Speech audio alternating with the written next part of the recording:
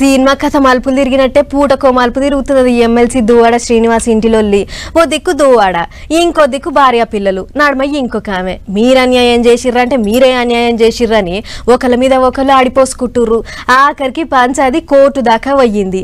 కొత్తింట్లకు పోనీకి దువ్వాడ ఇంటామెకు పిల్లలకు కోర్టు పర్మిషన్లు కూడా ఇచ్చింది. కానీ ఇక్కడనే ఇగో కథ ఇంకో మలుపు తిరిగింది. చూడుర్రు మీరే.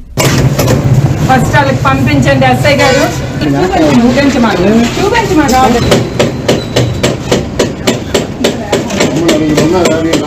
అగ చూడర్రి, టెక్కలిలో ఉన్న ఎమ్మెల్సీ దువ్వాడ శ్రీనివాస్ ఇంటికాడ లడాయి గట్టిగానే నడిచింది. నిన్న మొన్నటి దాకా వాళ్ళు మొగలు చూసుకుంటారా అన్నట్టే దూరం ఉన్నది. గాని ఈగ ఇప్పుడు పంచాది ఎంతకు దిగుతలేదు అనుకున్నదో లేకపోతే ఇంకేమనుకున్నదో గాని డైరెక్ట్ ఇంట్లోకి పోయి బేడం పెట్టుకున్నదిగా మాధురి అనేట ఆమె.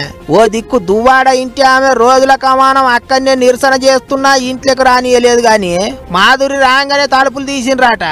అలా చూడర్రే, కింద అవుతున్న లొల్లి అంతా మీదికెళ్ళి వీడియోలు తీసింది ఆమె. మా ఇంట్లో ఇంకో ఆమె ఎట్లుంటది అని దువ్వాడ ఇంటి ఆమె పిల్లలు పొట్టు లొల్లి వేసిండ్రు. సలాక అందుకొని తలుపులు ఇరగొట్టేందుకు చూసిండ్రు. పోలీసు వాళ్ళు ఆగవట్టుడుతోని వాళ్ళతోని కిరికిరి పెట్టుకున్నారు. ఇంట్లోకి పోనీకే కోర్టు పర్మిషన్ ఇచ్చినా ఎందుకు ఆపుతున్నారని పోలీసు వాళ్ళ మీద గరం అయిండ్రు. ఇగిదిట్లుంటే ఏ ఇంటి కొరకైతే దువ్వాడ ఇంటి ఆమె పిల్లలు పోరాటం చేస్తున్నారో గా ఇంటిని ప్రియురాలు మాధురికి అమ్మేసిండట దువ్వాడ. గీ ముచ్చట ఇక ఆమెనే చెప్పింది. చూడర్రే, దువ్వాడ శ్రేణి ఇంట్లో నేను లేను, నా ఇంటికి వాణి వాళ్ళ పిల్లలు అందరూ వచ్చి అలా చేస్తున్నారు. నేను శ్రీని గారికి ఒక 2 crores అమౌంట్ వరకు అప్పిచ్చానని చెప్పాను. అండ్ రీసెంట్గా కూడా తనకి డబ్బులు అవసరమైతే ఇంకో 50 lakhs కూడా ఇచ్చాను.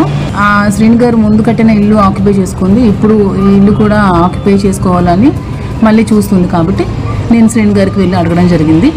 అడిగినప్పుడు శ్రీని గారు, నేను నీకు అన్యాయం చేయడం ఇష్టం లేదు, నేను ఈ అమౌంట్ తిరిగి ఇచ్చే స్థితిలో లేను, కాబట్టి ఇది నా సెల్ఫ్ అక్వైర్డ్ ప్రాపర్టీ, నా కష్టార్జితం, సో నేను నీకు రిజిస్ట్రేషన్ చేసేస్తానని చెప్పడం జరిగింది.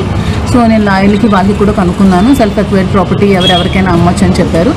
సో శ్రీని గారు నాకు నిన్న 11:40కి రిజిస్ట్రేషన్ చేయడం జరిగింది. గదా అన్నట్టు నా ఇంటికి నేను వచ్చినా అన్నట్టు మాట్లాడుతున్నది మాధురి. కోపు చూస్తా అంటే పంచాది ముదిరి పాకాన పడ్డట్టే ఉన్నది అనుకుంటారు అందరూ. మరి ఏం తేలుస్తారో ఎట్టెట్టయితుందో చూసుకుంటూ పోవాలి.